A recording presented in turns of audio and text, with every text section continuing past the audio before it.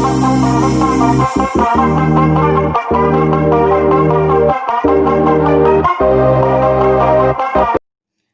वालेकुम दोस्तों, नजीब्स official YouTube channel में खुशामदीद।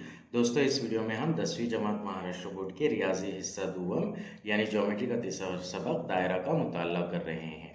इस वीडियो में हम मशक़ी सेट 3.5 की थ्योरी का एक इम्पॉर्टेंट पार्ट यानी कि ममाज खाते जाविये के मसले का अक्स, इसे डिस्कस करेंगे। ये मसला सफ़ा नंबर 77 पर दिया गया है और इससे पहले वाला जो मसला है उसका अक्स है यानी कि कॉन्वर्स है। सफ़ा नंबर 77 पर यह मसला दिया गया है, दायरे के भीतर के एक इख्तितामी नुक्ते से गुजरने वाला खत, दायरे के भीतर के एक इख्तितामी नुक्ते से गुजरने वाला खत। शक्ल में अगर हम देख रहे हैं तो पी क्यू ये वितर है और उसका एक इख्तितामी नुक्ता क्यू से एक खत गुजर रहा है।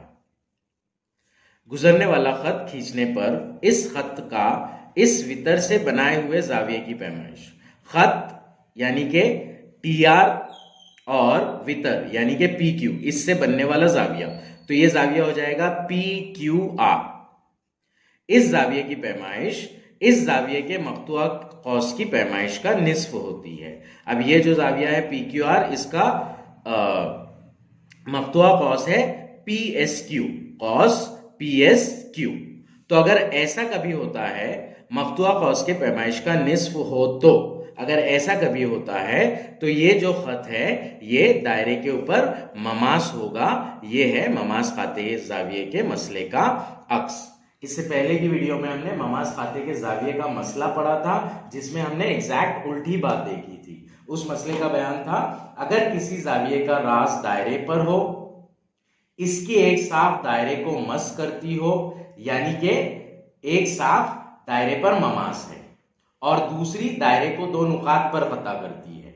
दूसरी साफ जाविये की जो है वो दायरे को दो नुकात पर फतह करती है, मतलब के दायरे का वितर है।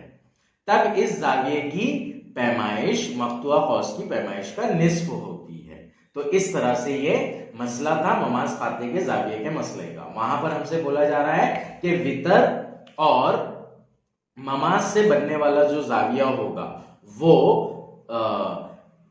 उस जाविये के मक्तुआ कौस की पैमाइश का निस्फ होगा। ये था ममाज खाते के जाविये का मसला।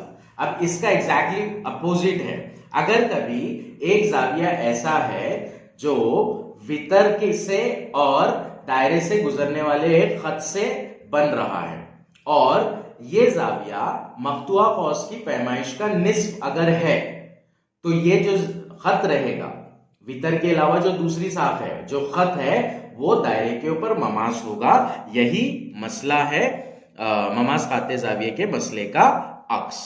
यहां पर फिगर में एक्सप्लेन किया गया है। शक्ल 3.66 में जाविया पी क्यू आर मसावी 1/2 पैमाइश कौस पी एस क्यू। अगर ऐसी सिचुएशन है तो जाविया पी क्यू टी मसावी, या फिर ऐसे भी बोल सकते हैं पी क्यू टी मसावी हाफ पैमाइश पी यू क्यू।